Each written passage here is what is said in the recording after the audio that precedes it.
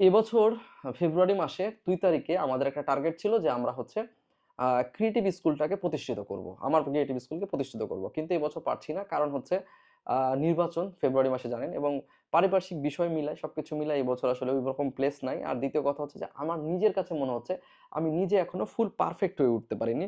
আমার কাজ শেখানোর জন্য বা আমার যে যতটুকু প্রয়োজন সেটা আমি করতে পারিনি এবং সবথেকে গুরুত্বপূর্ণ যে জায়গা যেখানে আমি আসলে মনে হচ্ছে নিজে থেকে একটু ইনকমপ্লিট সেটা হচ্ছে যে আমি সিলেকশনটা যে মানে কাকে আমাদের ক্রিয়েটিভ স্কুলে নিবো বা কাকে কাজ করবো এরকম সিলেকশনে এখন আমি পারফেক্ট হতে পারিনি।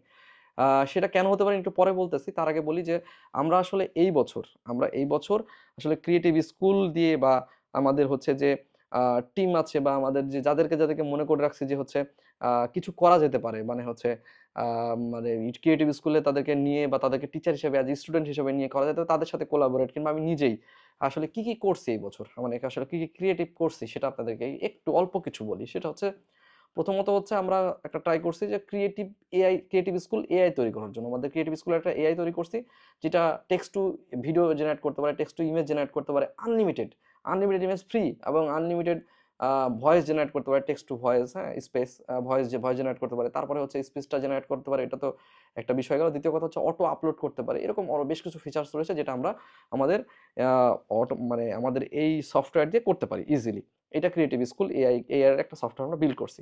এটা বাংলাদেশে বলতে পারেন বাংলাদেশে ওয়ান অফ দ্য বেস্ট। বাংলাদেশের মধ্যে এরকম নাই আরকি, হ্যাঁ?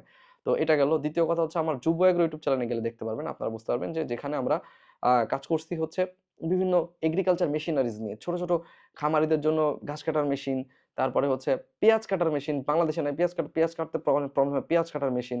তারপরে আ ইনকিউবেটর মেশিন, ডিম ফোটানো মেশিন। তারপরে হচ্ছে বাচ্চা ব্রুডিং করার জন্য ব্রুডার বার্নার, হ্যাঁ? এরকম অনেক কিছু যেগুলো আসলে মানুষের প্রয়োজন সেগুলো আমরা ক্রিয়েট করতেছি এবং অনেক কিছু পেন্ডিং আছে যেগুলো এখন আমরা বলতে পারতেছি না। যেগুলা ভবিষ্যতে নিয়ে আসবো একদম ধামাকা হিসেবে আসবে এরকম অনেক প্রজেক্ট পেন্ডিং আছে। তারপরে মনে করেন যে আমরা একটা আ আ জেনারেটর অটো স্টার্টিং মডিউলস তৈরি করছি যেটার কাজ হচ্ছে আ আপনার জেনারেটরটাকে অটো স্টার্ট করবে, অটো অফ করবে এবং এটা খামারিদের খুব প্রয়োজন, হ্যাঁ? কিন্তু এটা আসলে আছে, সিস্টেম আছে যেটা কিনতে পাওয়া যায় ৳১০,০০০-১৫,০০০ লাগে। কিন্তু সেটা আমরা ৳২,০০০-৩,০০০ র মধ্যে নিয়ে আসছি। তো এরকম অনেক কিছু আছে যেগুলো আসলে আমরা আ তৈরি করতেছি এবং আমাদের নিজেদের ক্রিয়েটিভিটিটাকে প্রকাশ করার চেষ্টা করতেছি। তো এই জায়গাটা আমরা তো করতেছি বা আমি করতেছি, হ্যাঁ? বাট যারা আসলে ক্রিয়েটিভ স্কুলে আসবে তাদেরকে তো সিলেকশনটা এমন হইতে হবে তাদের তো কোনো পার্থিব জ্ঞান থাকবে না। মানে এই যে পার্থিব হচ্ছে সার্টিফিকেশন থাকবে না। পড়ালেখার যে সার্টিফিকেট সেটা থাকবে না। তো তাদেরকে এখান থেকেই কোনো কিছু করতে হবে। তো তাদের সিলেকশনটা তারা যদি অ্যাকচুয়াল উল্টাপাল্টা সিলেক্টেড পারসন হয়ে যায় তখন কিন্তু আসলে তারা নিজেরাও কিছু করতে পারবে না। আমারও আসলে প্রবলেম হয়ে যাবে। তো আমার কাছে মনে হচ্ছে আমাকে এখানে সিলেকশনটা আরো ভালো করতে হবে। আচ্ছা কেন সেটা একটু উদাহরণ দেই। কারণ হচ্ছে আমার যে আ অটোমেশন টিমটা রয়েছে সে টিমে মোটামুটি ২৫ জনের মতো পারসন আমরা নিয়েছিলাম। তো ২৫ জনের মধ্যে মোটামুটি ১১-১২ জনের সাকসেসফুল স্টোরি আপনাদেরকে গত মাসে দিয়েছিলাম। হাজার ডলার ইনকাম করছে। বাট আরো ১০-১৫ জন রয়েছেন যারা হচ্ছে আ তেমন কিছু করতে পারেনি। তাদের মধ্যে ৫-৬ জন হচ্ছে একেবারে ইনঅ্যাক্টিভ। তো এটা তো যদি আমাদের ক্রিয়েটিভ স্কুলের ক্ষেত্রে হয়ে যায় তাহলে ওই স্টুডেন্টদের কি হবে যদি ইনঅ্যাক্টিভ হয়? তো তারা পড়ালেখাও করল না, আবার হচ্ছে ক্রিয়েটিভ স্কুলে এসেও কিছু করল না। বোঝেন ব্যাপারটা। আর ১০-১৫ জন হচ্ছে স্ট্রাগলিং আর্টিস্ট। মানে ওরা হালকা পাতলা জানতো। আমার কাছে বলছে ১ম এ যে অনেক ভালো জানি ভাই। কিন্তু তাদের কোনো টেস্ট নেওয়া হয়নি। পরবর্তী যেটা হইছে সেটা হচ্ছে যে তারা এখনো শিখতেছে, তারা এখনো করতেছে, এখনো বিগিনিং স্টেজে আছে, হ্যাঁ? তো এরকম যদি হয়ে যায় তাহলে প্রবলেম। তো আমার কাছে মনে হচ্ছে যে আমাকে আরো ভালোভাবে শিখতে হবে, ভালোভাবে জানতে হবে। সিলেকশন পর্যায়টা ভালোভাবে যেতে হবে।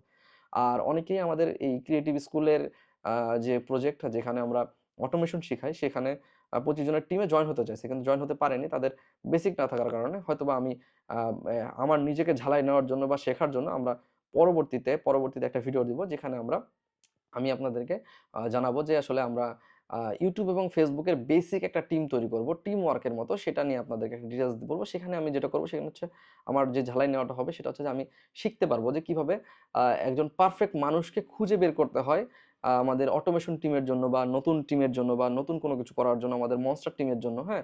এটা আমি শিখে নিতে পারবো এবং পাশাপাশি আমার কাছ থেকে যারা একদম বেসিক শিখতে পারবে YouTube এর এবং Facebook এর বাংলা কনটেন্ট বলেন, লোয়ার পেমের কনটেন্ট বেসিক তারাও চাইলে নিজেদের মার্কেটিং, নিজেদের প্রয়োজনে কোনো কিছু কাজে লাগাইতে পারবে এবং নিজেরা ওখান থেকেও কিছু ইনকাম করতে পারবে আশা করি। তো এটা হচ্ছে আমার টার্গেট। তো এই জিনিসটা কেমন লেগেছে আপনারা জানাবেন আমাকে কমেন্ট করে। আর যারা আসলে অপেক্ষায় ছিলেন ক্রিয়েটিভ স্কুলে জয়েন করার জন্য বা ওখানকার ইন্টারভিউ দেওয়ার জন্য, তাদের কাছে বলব আপনারা একটু ধৈর্য ধরুন। আমাদের আগামী বছর আমরা হচ্ছে ক্রিয়েটিভ স্কুলকে লঞ্চ করব। তখন আপনারা অ্যাপ্লাই করেন। আসলে এটা তো সময় চলে যাচ্ছে, কিন্তু তারপরেও আমাদের কিছু করার নাই। কারণ আমাদের প্ল্যাটফর্ম ফুল রেডি না। ফুল প্ল্যাটফর্ম রেডি না হলে কিন্তু আসলে আমরা কাউকে কোনো কিছু করতে পারছি না। তো আন্তরিকভাবে ক্ষমা প্রার্থনা করছি। আর আমি পরবর্তীতে আমাদের YouTube এবং Facebook এর বেসিক টিম নিয়ে একটা ডিটেইলস ভিডিও দিচ্ছি। তো তখন আপনারা সেই ভিডিওটা দেখবেন ইনশাআল্লাহ। আর আজকের মতো বিদায় নিচ্ছি।